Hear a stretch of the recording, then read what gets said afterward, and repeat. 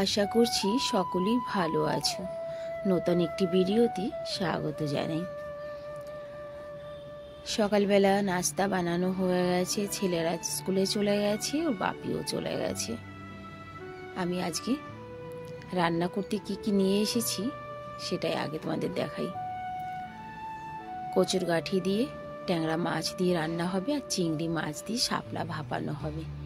আর এখানে আমি শাপলা ভাপানোর জন্য নিয়েছি 3টে কাঁচা লঙ্কা, একটুখানি সাদা সর্ষে আর একটু পোস্ত।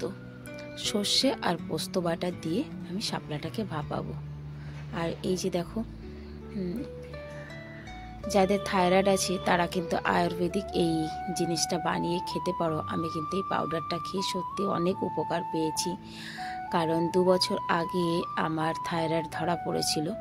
আমি মাত্র একটা ডাব্বা ওষুধ খেয়েছিলাম থাইরয়েডের, আর এই আয়ুর্বেদিক পাউডার বানিয়ে খেয়ে কিন্তু আমার থাইরয়েড পরিপূর্ণ ঠিক হয়ে গেছে। তো আমি এখনও খেয়েই যাচ্ছি কন্টিনিউ। যাই হোক, ওষুধটা খেয়ে নিয়েছি। এবার মাছটা ধুয়ে আগে নুন হলুদ মেখে মাছটা ভেজে নিই, কারণ এই মাছ ভাজতে গিয়ে না ভীষণ ভয় লাগে জানো তো। সেজন্য একটুখানি লঙ্কার গুঁড়ো আর একটু কাঁচা তেল দিয়ে মেখে নেব, যাতে কিনা একটু কম ছেটে, তাও ছিটবে কিন্তু একটু কম ছিটবে জানি। একটা মেয়ে কিভাবে ধীরে ধীরে ধীরে ধীরে বড় হয়ে যায়, সত্যি আমি নিজেকে দিয়েই আমি অবাক হয়ে যাই।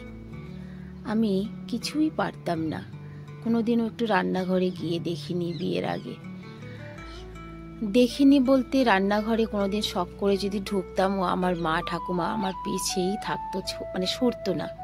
হাতে হলুদ লাগলে হাতটা হলুদ হয়ে থাকবে, ঠাকুমা বলতো দাঁড়া আমি হলুদটা মেখে দিই। ঠিক আছে, হাতে ছ্যাঁকা লাগে নাকি, তার জন্য মা বলতো দাঁড়া আমি কড়াইটা নামিয়ে দিই। আর আজকে আমি দিব্যি একা একাই সব কিছু করছি। শুধু করছি বললেও ভুল, সুন্দর গুছিয়েই করছি। আজ আমিও একজন গৃহিণী। সেই দিন আর আজকের দিনের মধ্যে কত অন্তর।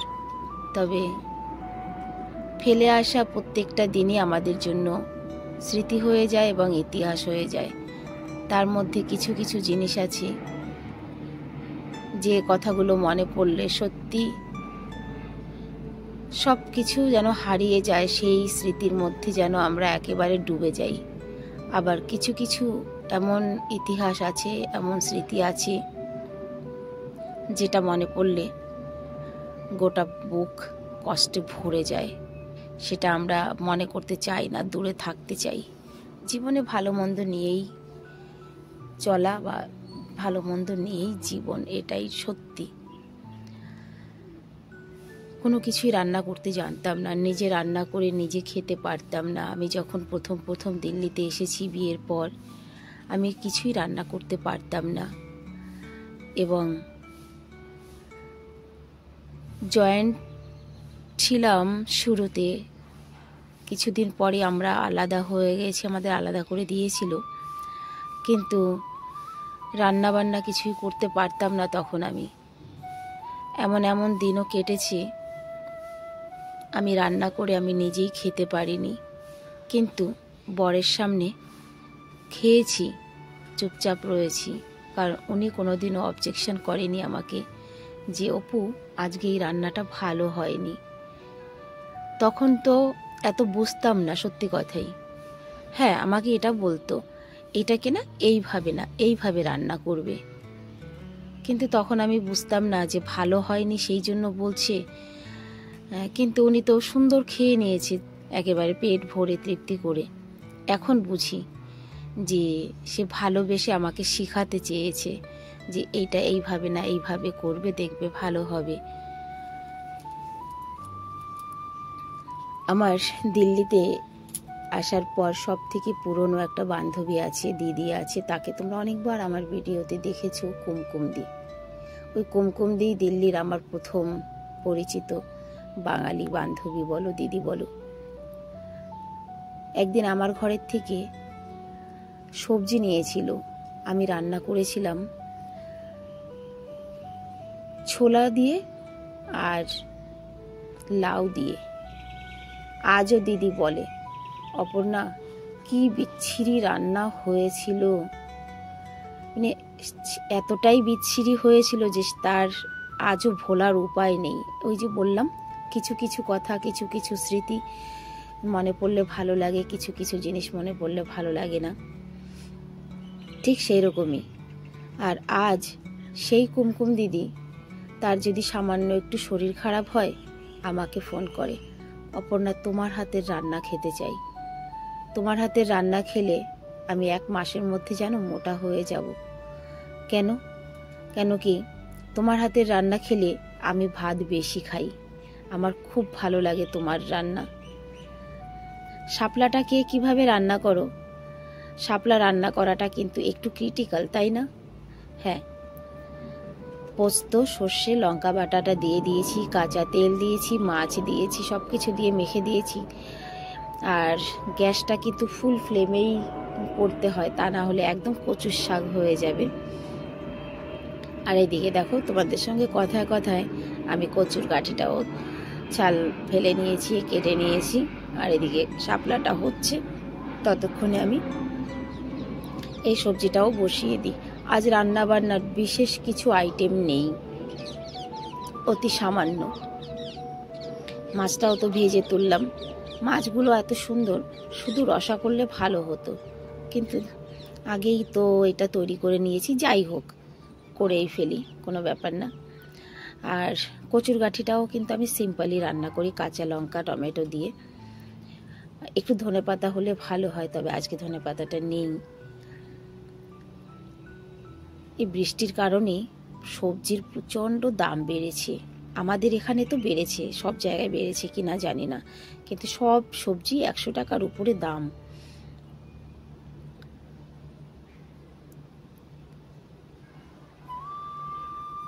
যদি কারোর প্রশ্ন থাকে, এই যে কালো কড়াইটা, হ্যাঁ আমার ঘরে কিন্তু 2টো কালো কড়াই আছে, সেটা হচ্ছে লোহার কড়াই, একটা ছোট একটা বড়। লোহার কড়াইতে রান্না করলে কিছু কিছু সবজির রঙটা একটু আলাদা হয়ে যায়, তবে খেতে কিন্তু ভালো হয়। গরম করা জল ঢেলে দিয়েছি, কিন্তু ঠান্ডা জল দিই না, আমি কখনোই ঠান্ডা জল দিই না, সবজিতে গরম করে দিই। আর এদিকে দেখো শাপলাটার কি অবস্থা হয়েছে দেখে নি। একটুখানি সামান্য 2 মিনিটের জন্য আমি একটু চাপা দেব। শাপলাটাকে চাপা না দিয়ে রান্না করাই ভালো। দিদি চলে এসেছে বুঝলে, কারণ আজকে সকালে নাস্তাটা আমি আমার টাকলু সোনাদের ঘরে করেছি, সেখানে অনেকটা সময় কাটিয়ে এসেছি, তো দিদি চলে এসেছে। আর এই দেখো আমাদের বাড়িতে কি এনেছে, তাল এনেছে, তালের লাস্ট সিজন। আর এই যে একটা ফল, এই ফলটার নাম আমিও জানি না, চিনি না, চিনি না বলতে চিনি, বাজারে দেখি, কিন্তু বাড়িতে সচরাচর আনা হয় না, আর নামটাও জানি না। একটা সবজি তো হয়েই গেছে।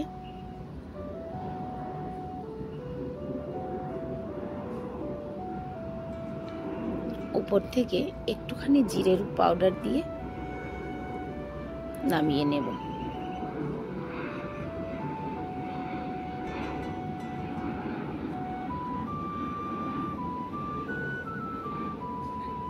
আজকে বিশেষ রান্নাটা হচ্ছে শাপলা, যেটা তোমাদেরকে আমি বিশেষ করে দেখাতে চাইছি।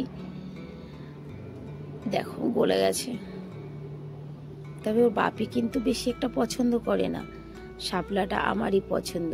আর সত্যি কথা বলতে, শাপলা নিয়ে খেলা করেছি বিয়ের আগে, কিন্তু এটা খায় আমি বিয়ের আগে কোনোদিনও শুনিনি বা খাইও নি। এরকম অনেক কিছুই আছে যে গ্রামে ভরপুর দেখেছি, খেলেছি, তবে সেগুলো যে খায় এটা আমি কোনোদিনও জানতাম না। দিল্লিতে এসে কিন্তু আমি অনেক কিছুই খাওয়া শিখেছি, যেমন কি আমি শাপলাটা দিল্লিতে এসে খেয়েছি, কলার মোচা আমি দিল্লিতে এসে খেয়েছি, কলার থোরটাও আমি দিল্লিতে এসে খেয়েছি,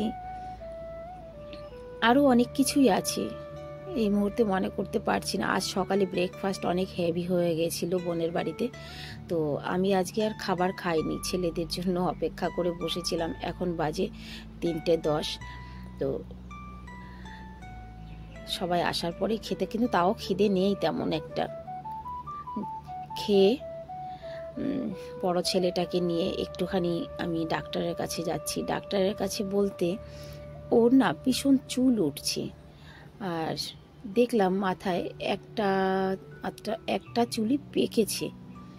এই বয়সে চুল পাকবে কেন?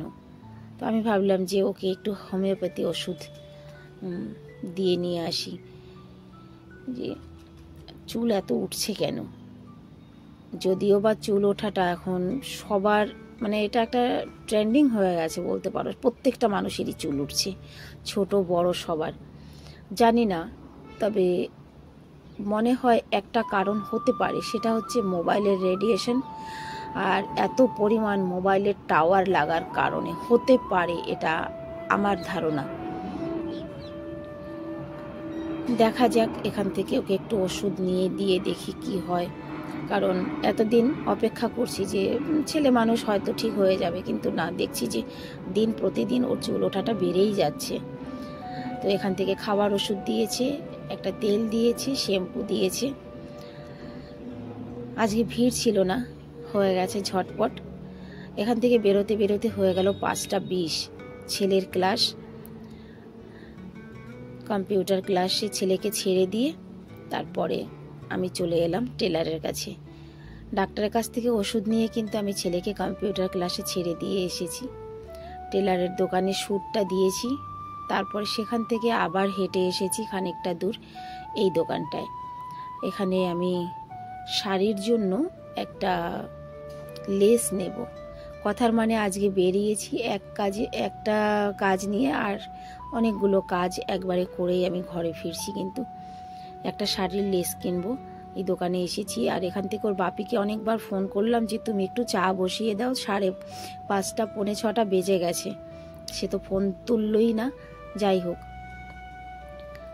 আর গরমও কিন্তু আজকে খুব।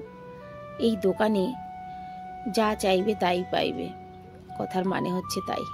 সে দোকান থেকে বেরিয়ে দৌড়াতে দৌড়াতে কিন্তু আমি বাড়ি এসেছি, কারণ কি 6টা বেজে গেছে জানো তো। ওইদিকে ওর বাপির তো যাওয়ার টাইম ওভার হয়ে যাচ্ছে, আমি জানি। ও মা, আমি যাকে ফোন করছিলাম আর যার জন্য দৌড়াতে দৌড়াতে এলাম, এসে দেখি সে তো ঘরে তালা লাগিয়ে চলে গেছে। যাই হোক বন্ধুরা, আজকের ভিডিওটাও এখানে